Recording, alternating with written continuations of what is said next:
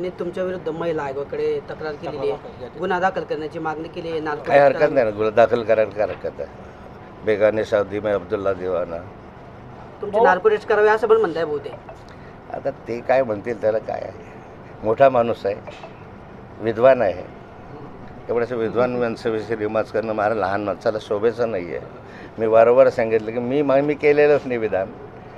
हे विधान केलेलं जे आहे, जे काही सांगितलेलं आहे ते अनिल थत्तेंनी केलेलं आहे. अनिल थत्तेंचा रेफरन्स मी दिलेला आहे. मी स्वतः काही त्याच्यामध्ये बोललेलोच नाही आहे.